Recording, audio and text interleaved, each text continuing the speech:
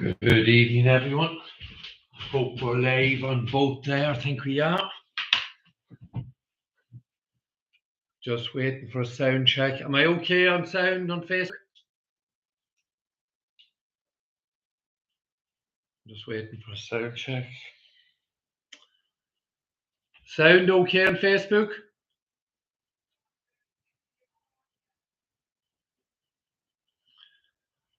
So I think we're good to go on YouTube there. I'm just waiting for Facebook to come up.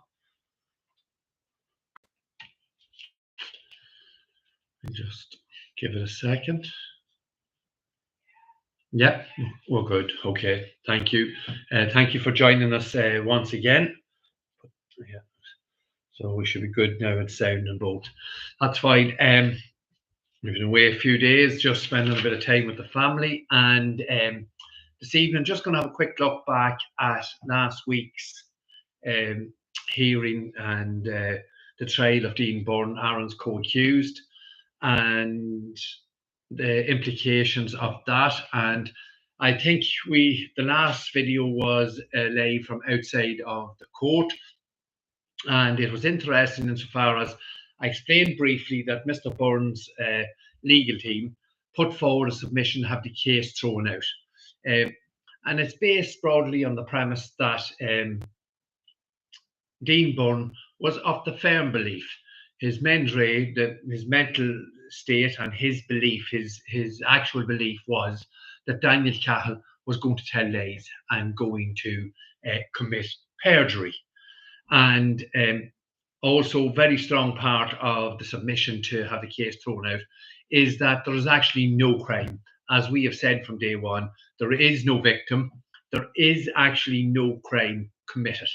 And that is very much highlighted in the wording of the charges that Dean Byrne faces. A tendency to persuade. So there's no intimidation, there's no menace, there's no malice. There's no fear. So there is actually no crime to answer. And we've mentioned this before. It's nothing, only a show crime orchestrated by Lorcan Stain. And the cost of it must be phenomenal. I think I mentioned on some of the days, over 9 detectives there. 9, 11. I think on Tuesday there was 11 detectives there. And very interesting thing happened. I'm going to mention this again. I think I did say it in one of the lives. We were looking at the landing in Mountjoy where Aaron was moving around the landing, putting Red Cross leaflets on the doors and interacting with other prisoners. And it was quite clear that Aaron Brady was much, much smaller than the other men standing beside him. And I did say in court, he's definitely not 6 foot or 6'1" or 6'2". It was obviously clear. There's 11, 12 detectives there. They're all looking for Adrian Donohue's murderer and this gang. And it was there in plain sight in front of them. Aaron Brady cannot be the man who shot and murdered Detective Guard Adrian Donohue, as we have shown on numerous occasions. And we'll just go back to that now very shortly also.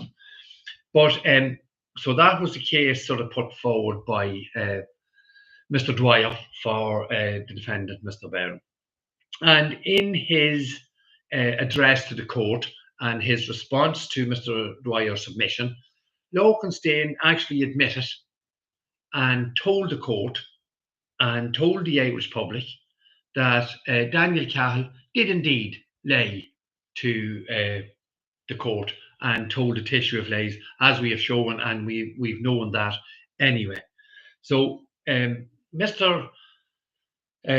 Stain showed clearly that the Irish state, on Garda Síochána and the DPP are quite willing to use any story or any narrative, albeit totally contradictory to a previous story and a previous narrative, just to suit what is happening and what is ongoing at that any given time.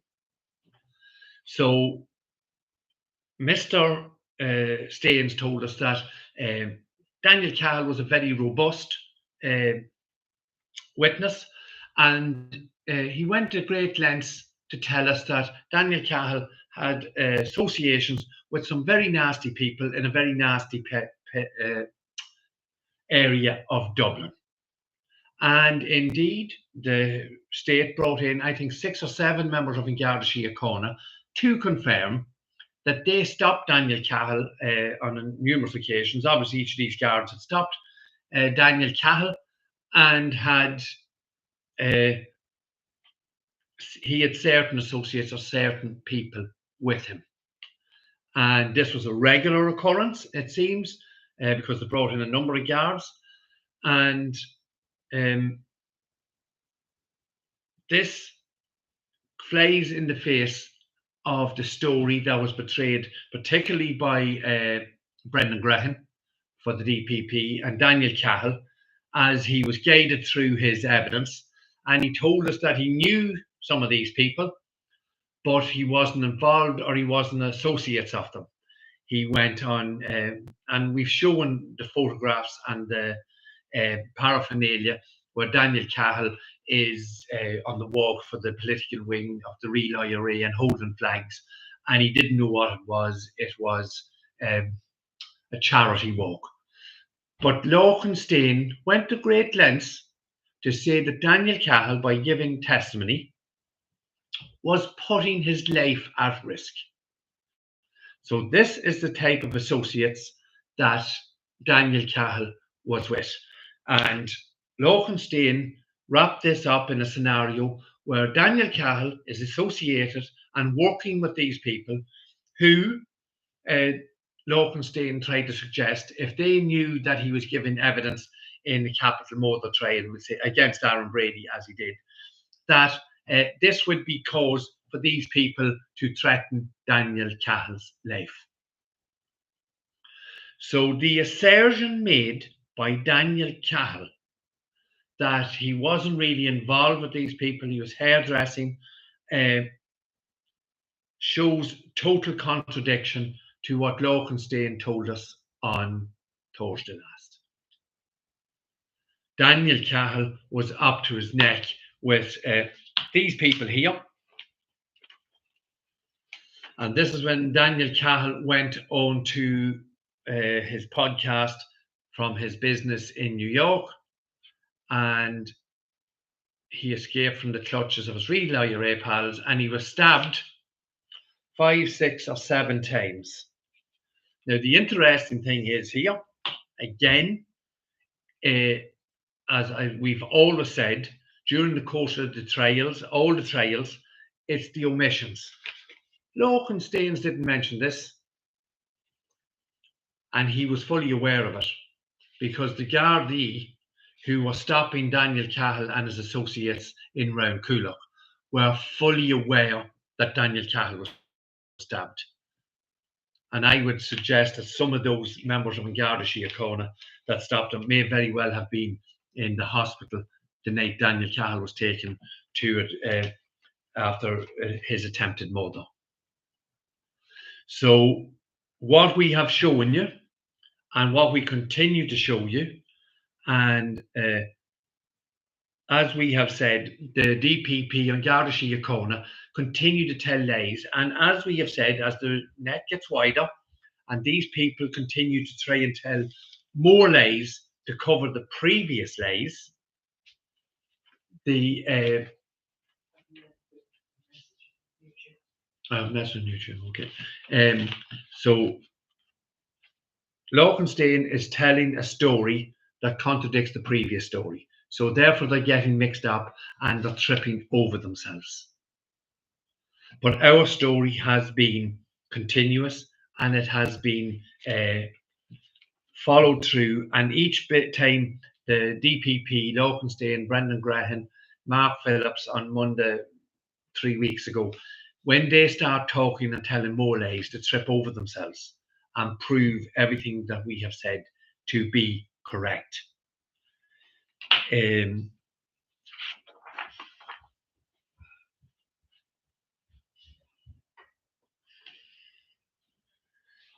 of course, because Mr. Staines has proven that Daniel Cahill told lies during the course of his testimony on the oath, that proves that Dean Byrne and Dean Byrne's assertion and Dean Byrne's belief that what Aaron had told him was true is true. Dean Byrne was well within his right to seek and question why this man was coming forward to tell a tissue of lies and purge himself to save his own life in New York. And again, as the trial continues and when we come to the sentencing hearing, we will again be able to show that the information we have given and the narrative we are putting forward is the truth. And the DPP and Garda Síochána are hiding the evidence that Ronan Flynn was attacked and coerced by the guards, that Christopher Morton told a tissue of lies and the Gardaí hid his criminal past, Anthony Maguire, drugs, ammunition, all hidden and held from the Irish public, and indeed, most importantly, the jury during the course of Aaron's trial.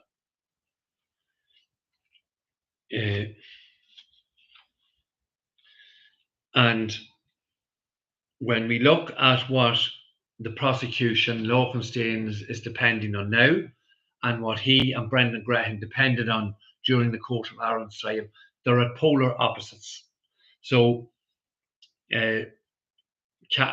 Brendan Graham told us that Cahal was an upstanding citizen, had come forward to make this testimony and tell his stories against Aaron and to stand up for what Cahal thought was right. And he was a good citizen, and he only knew these people because he lived in the same street as them, and he had no real truck or no real skin in their game. Nothing could be further from the truth, because on Thursday last, Daniel Cahill told us he was very much involved with this gang, these people, and these people who were involved with were the type of people who would kill him for giving testimony. So that is, again, proof positive that we are telling the truth. We are not hiding anything. And when we bring things to the fore like this here, this was all hidden from Aaron during the course of his trial. And Garda Síochána knew full well all about Daniel Cahill being stabbed and being thrown out of Dublin and having to leave for his life. And then the final 2 points. If there was any form of intimidation by Dean Byrne and the people whom Dean Byrne knew on the outside, indeed, one of them was Daniel Cahill's first cousin, and he knew Daniel Cahill's father quite well. And that was how I was trying to set up a situation where I could speak to Daniel Cahill's father, because we knew that these people were being put under pressure and coerced, and we were entitled, and we'll continue to say this, Aaron Brady and the Brady family are entitled to seek the truth. So the belief that Dean Byrne had and his contacts outside of the prison were fully aware that Daniel Cahill was coming to tell lies and to purge himself and to save his own skin. And the final point I just want to look at when we are talking about this in a whole, and as Daniel Cahill, as we said, came forward to tell lies, and we all know, we're going to look at this more detail now in the coming weeks. The situation where Aaron's accuser and the person who has been acclaimed by the likes of Schiller and these journalists to be the main reason and the prime witness, the star witness, as he was described, in getting Aaron Brady sentenced. This is the man who was responsible for our son's incarceration for a crime he had absolutely nothing to do with. But lost my train of thought now.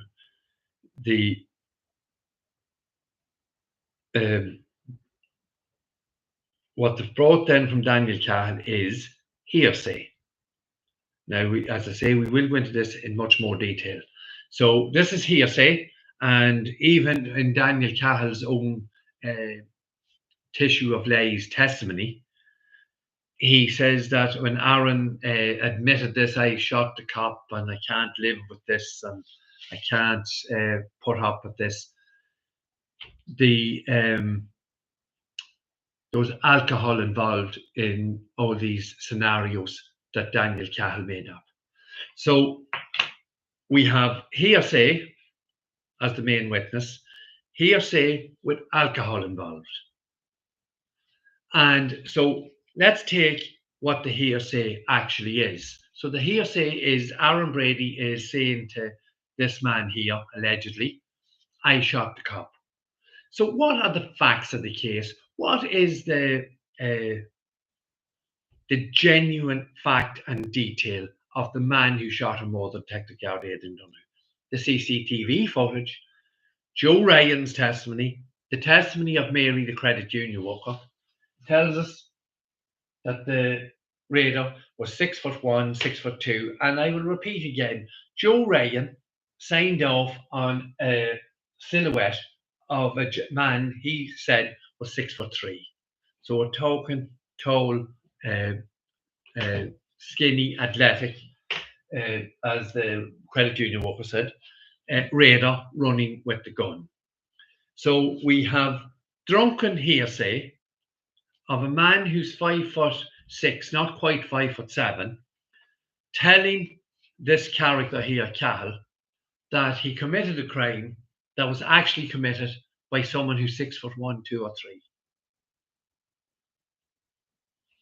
So the hearsay rule at best is very dubious, but when the actual hearsay is actually incorrect and doesn't match the facts, it really boils down to how corrupt this case is.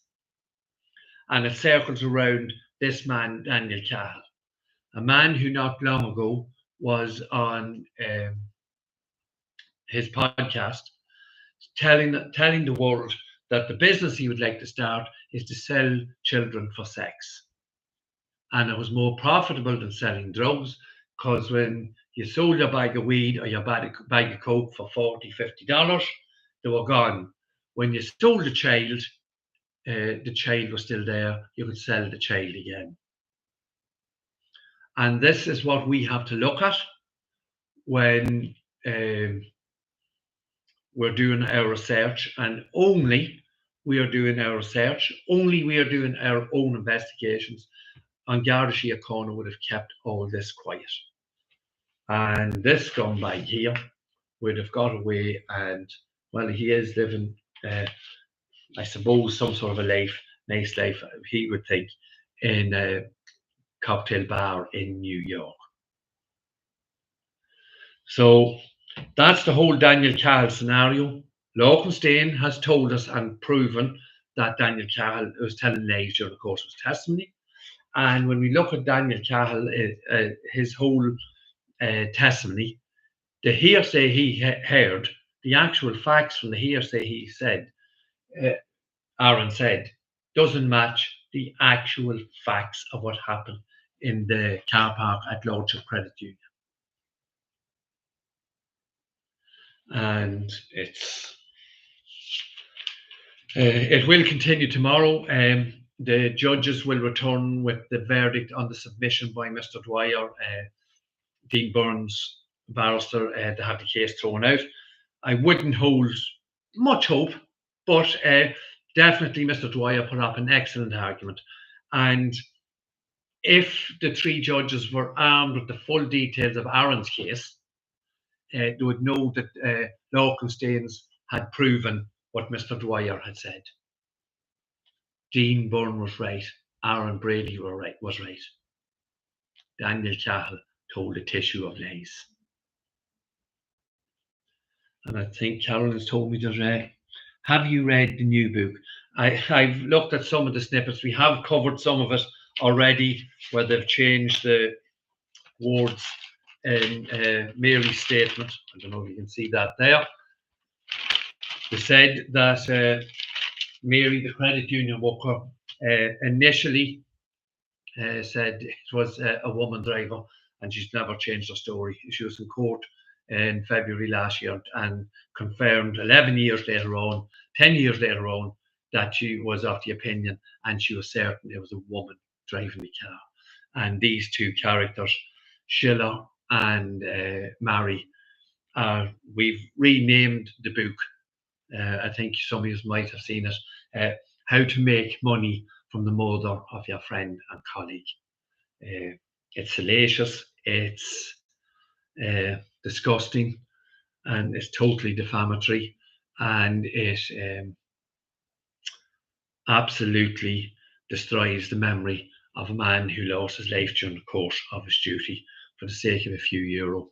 But I don't know, maybe Sheila and Mary need money that badly, but we will be looking at the book, we will be looking at his podcasts, and we will highlight, and indeed anyone who has read the book, anyone that has read any of these articles, whether it be in the Independent, Underworld, whatever newspaper, or online, if there's any facts, details, or questions that you would like us to possibly answer, please send in the question to any of Aaron's social media sites, and we will be more than happy to answer those questions. And the next video we are going to do on the book is in respect of how Pat Murray took some vital information out of Joe Ryan's communications with the Tetra radio, the radio operator, I think, in Drogheda, when they were in communications immediately after the murder and robbery. And we will show quite clearly how Pat Murray took out the bits that didn't suit. And obviously, those are the important bits that prove that the whole story that Pat Murray created is a complete and utter tissue of lies. So thank you for watching. We will be continuing with the live videos. I'll probably get a live in tomorrow with the submission, see what the judge's verdict comes back as. I suppose it is important to remind everyone once again, we're just over 7 months now since Aaron's appeal in October. No word back yet from the judges, obviously, in respect of that. And it is concerning that this book of How to Make Money from the Murder of Your Colleague and Friend has been released, and we have an ongoing trial where there is actually no victim and no crime. In fact, when you speak of no victim, it's very strange, wouldn't you think, that Dean Byrne, and in fact, when we look closely at the text messages that went from the prison to the two people outside of the prison, and to, in particular, to Daniel Cahill's cousin, there's no word of any communication with the Gardaí, with Daniel Cahill, to ask if anyone had approached him, if there was anything untoward from anyone in respect of him giving evidence. Now, we do know there are statements from Daniel Cahill's family that they were not approached, and no malice or no intimidation or anything happened to those. And that's Cahill's family, who are still living in Dublin. So very strange that they didn't want Mr. Cahill back on the stand. So, as I say, no victim, no crime, tendency to persuade someone to do something. It's pathetic. And as I say, I don't know what it's cost the Irish taxpayer, you the Irish taxpayer. I would imagine it's a phenomenal amount of money. So hopefully it'll be over tomorrow or Wednesday, and we can move on and await the reply from the appeal judges. As I say, thank you once again for watching, and we will keep you updated with this ongoing trial, the tendency to persuade someone not to give evidence, We'll be looking at the book, How to Make Money from the Mother of a Friend and Colleague, and all the associated press and podcasts. So thank you once again for joining us on this live, and talk again soon. Any questions on the book or any of the articles, please let us know and we'll deal with that. Thank you. Good night.